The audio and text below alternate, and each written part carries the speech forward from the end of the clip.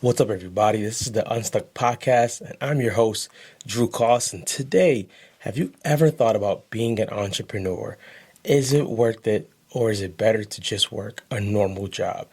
If you've had those questions, then this episode is for you. Now, today, if you're on the YouTube part, I'm sitting back a little bit because I want to take my time with this subject to help a younger person coming up or even an older person who's considering switching from being someone who has a normal job. I don't want to say normal, but who has a job where they punch in and punch out for a paycheck, and someone who kind of controls their own paycheck. The gift and the curse of being an entrepreneur or going after entrepreneurship. The first thing I'm going to tell you is, let's talk about the curse part. The curse part of being an entrepreneur is usually what social media may paint to you isn't always the full truth. What do I mean by that? Social media is going to always show you sometimes only the good parts, only the parts that look glamorous, the parts that look like it's complete freedom, and the parts that look as if anything you try, it will be successful. That's definitely not the truth. That's definitely not the truth.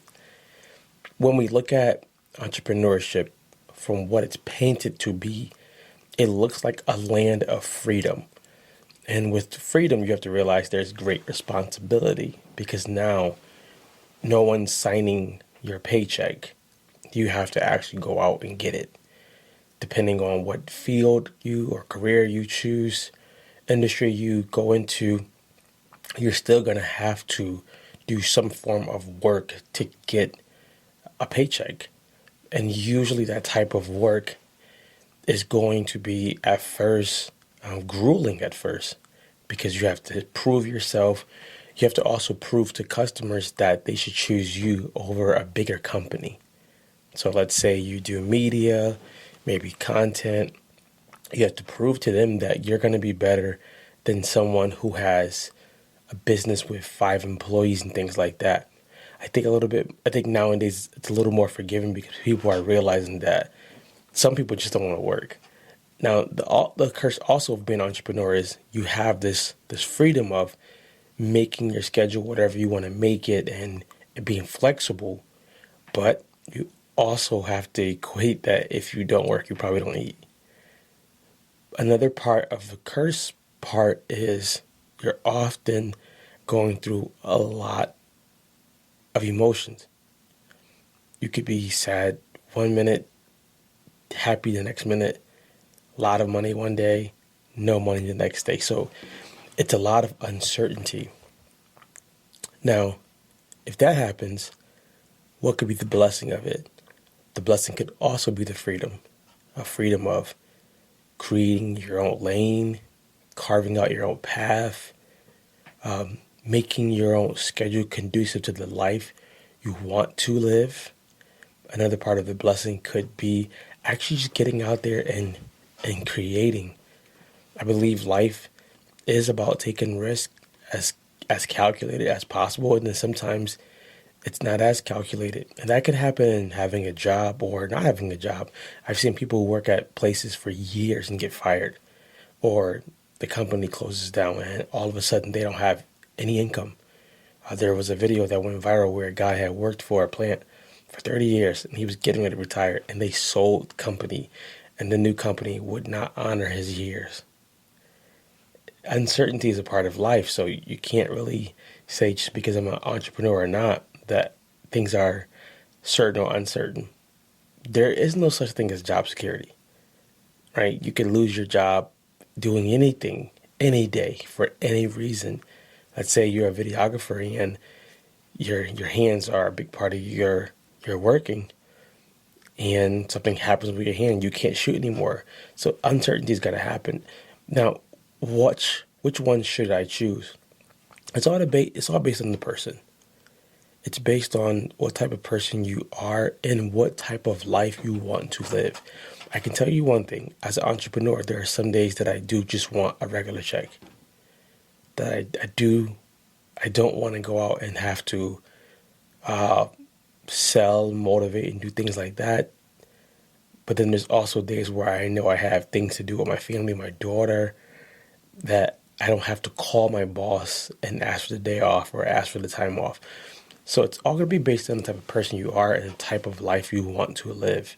Most people who become entrepreneurs sometimes become it out of being rebels. They just get tired of having someone tell them what to do, not realizing that your clients are going to tell you what to do. But they get tired of just having this bosses and systems that don't make sense. And then sometimes they stay entrepreneurs because they realize I can create my own lab, my own lane. I can create the things that I really want to see happen. So it's not really what type of person has to become an entrepreneur or what type of person has to become a worker. I've seen people do something really, really cool, which they have a full-time job and a side hustle. And they're letting the full-time job supply or support the side hustle, or until they're ready to turn the side hustle into full-time, they're just letting the full-time do a lot of the background work, a lot of the foundation work, paying off debts and things like that. That's a very smart way to do that. You don't have to do it the way everyone else has done it or the way everyone is telling you you have to do it. You can make your own decisions. You can start small and then grow it, or you can just start having one day a week. You don't have to do it the same exact way. I hate when people say this because they don't realize how much it could throw someone for a loop. If you want to fly, you just got to get out there and jump. Yeah, that's true too, but bills are real, right? If you have a family, that makes it a little bit different. If it's just you got a little more wiggle room because you can survive off some oodles and noodles or something and make it happen. But if you have a family, you have to take your family into account too. That's one thing that entrepreneurs don't discuss. I'm bringing my family along for this journey. I need to keep them in the loop. This is something that I got wrong for my first 4.5 years of marriage.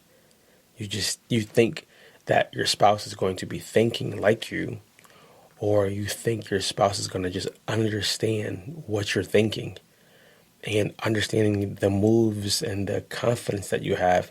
And at times they do not, because they're not entrepreneurs. They're not supposed to. So that's the gift and the curse. I want to encourage now any entrepreneur who's out there. If you're an entrepreneur and you are doing it alone, I want to encourage you to try to get into some communities with other entrepreneurs and network like no tomorrow. The number one reason you need to network is you're going to get discouraged. And you need to be around people who've been in that part of the forest that you're in. The second reason why you need to network is you need to figure out what pivots I might need to take. As an entrepreneur, you are going to pivot. There's no getting around that. You're going to pivot. What pivots do I need to take, and when do I need to take them? Getting around people who've already done that will help you realize, hey, this is a cool idea, but it's not going to make you any money. This is a great social mission, but you need to have capital. The number three reason, or the third reason you need to get around people to network is sometimes they can take things off of your plate. A lot of times with entrepreneurs, you don't have money at first to pay somebody. So a lot of it can be bartering for a couple months, and you help them, they help you, but you're not there alone. You want to network because you don't want to be there alone. You also want to network because you want to deepen your reach. Let's say you are a photographer and you're not good at graphics, but you got your boy over here who you network with who's a graphic designer. It's so cool to just send him a client, because that usually comes back. He usually sends you a client, or somebody sends you a client. So you want to network. And the last thing to encourage you is realize it is a journey. You're going to grow on the journey just as much as your clients. You're going to realize the first idea may not be the best idea. You're going to realize that sometimes you need to pivot quickly, and sometimes you need to quit and go a different route, and that's okay. But I want to applaud you for just getting out there. Getting out there is scary. It's hard. A lot of people won't do it. And you tried something that's worth rewarding. You bet on yourself. You made a decision to make something work. And I want to tell you that just because it might not work now doesn't mean it won't work later.